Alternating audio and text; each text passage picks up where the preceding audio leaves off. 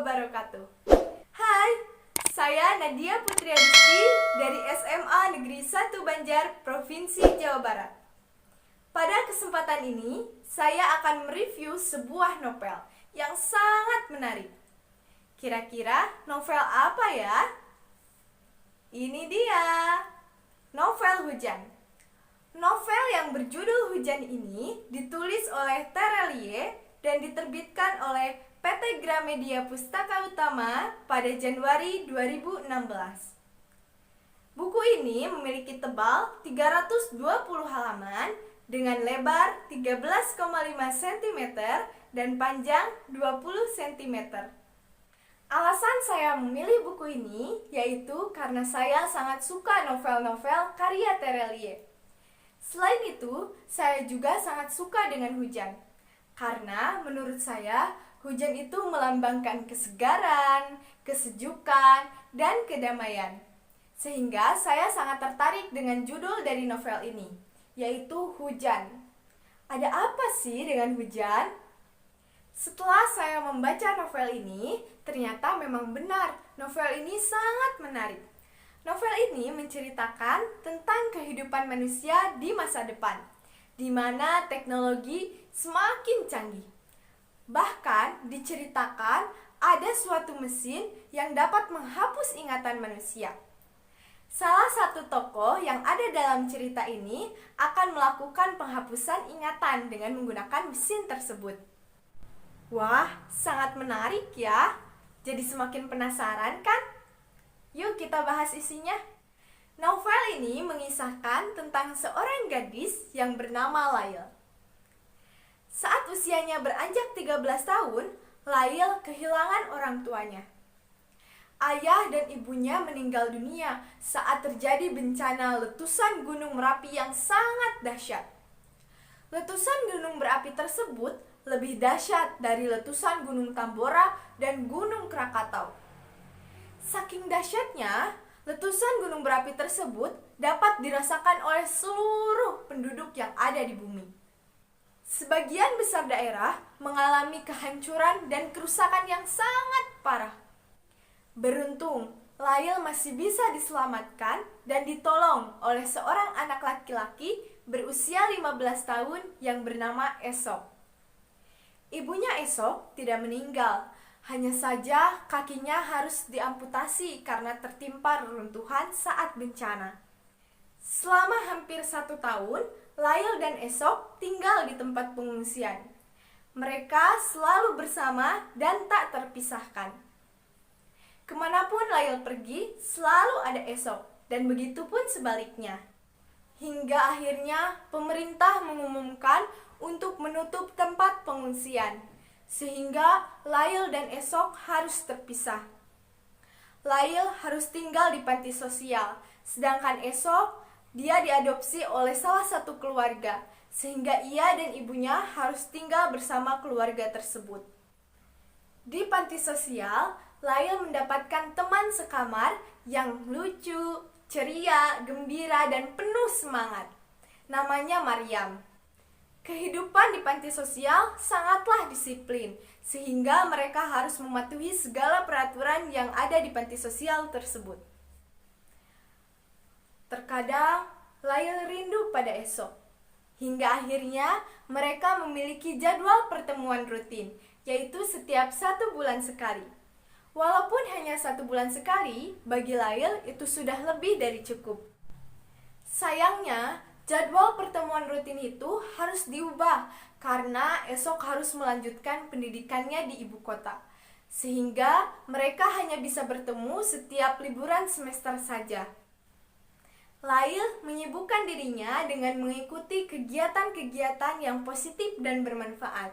Salah satunya, Lail dan teman sekamarnya, Maryam, mengikuti organisasi relawan.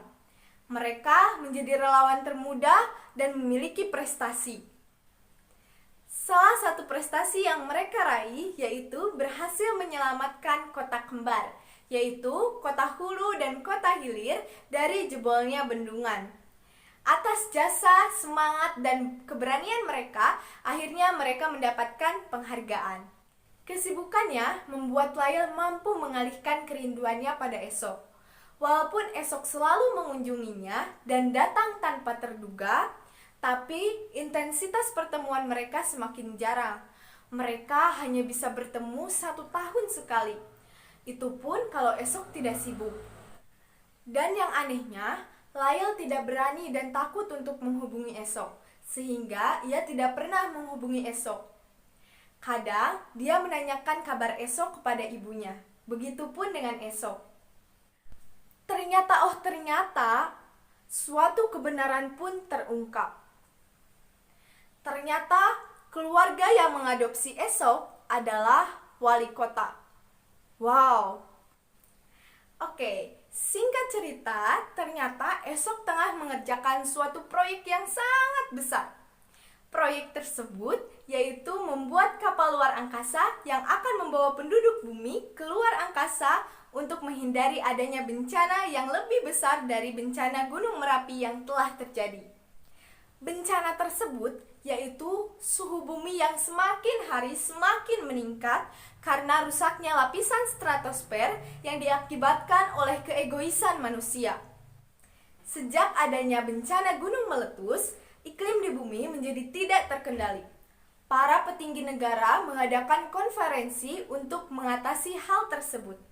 Tetapi, para petinggi negara tropis dan subtropis malah berlomba-lomba untuk mengirimkan pesawat ulang-alik untuk menyemprotkan gas anti-sulfur dioksida di lapisan stratosfer. Hal itu memang membuat keadaan iklim menjadi lebih baik dalam jangka pendek. Tetapi, itu justru membuat masalah baru yang lebih besar lagi. Kecerdasan esok membuatnya terlibat dalam proyek ini. Penduduk yang akan meninggalkan bumi pun tidak semua. Mereka akan dipilih secara acak. Sayangnya, esok hanya memiliki 2 tiket dalam kapal tersebut. Suatu ketika, wali kota datang menemui Lail dan memintanya untuk menyerahkan tiket itu kepada Claudia, anaknya wali kota, jika Lail mendapatkan tiket itu dari esok. Hal ini membuat kesalahpahaman antara Lail dan esok. Oleh karena itu, Lail membutuhkan kepastian. Namun, hingga 1 hari menjelang keberangkatan kapal tersebut, Lail belum juga mendapatkan informasi apa-apa dari esok. Hingga pada detik-detik terakhir menuju keberangkatan kapal tersebut, Lail memutuskan untuk masuk ke dalam ruangan modifikasi ingatan untuk menghapuskan kenangannya bersama esok. Esok ingin menghentikannya. Namun, semuanya sudah terlambat. Lail sudah terlanjur masuk ke dalam ruangan tersebut. Namun, pada detik-detik terakhir, Lail membuat sebuah keputusan. Lail ingin memeluk semua kenangan menyakitkannya, dan Lail tidak ingin melupakan esok. Pada hari itu juga, pemerintah mengumumkan tentang keberangkatan kapal luar angkasa tersebut. Lail dan esok tetap tinggal di bumi. Sedangkan tiket yang dimiliki esok diberikan kepada ibunya dan diberikan kepada Claudia, saudara angkatnya. 1 bulan kemudian, mereka menikah dan hidup bahagia. Dari cerita tadi, dapat diambil hikmah bahwa kita tidak perlu melupakan kenangan yang menyakitkan, tetapi kita hanya perlu menerimanya dengan ikhlas, agar suatu saat nanti kita dapat meraih kembali kebahagiaan. Kelebihan dari novel ini yaitu bahasanya yang mudah dipahami, ceritanya yang menarik dan penuh kejutan sehingga membuat pembaca larut untuk terus membacanya. Kekurangan dari novel ini yaitu tidak mengandung unsur religius. Tidak disebutkan bahwa manusia melakukan ibadah dan berdoa.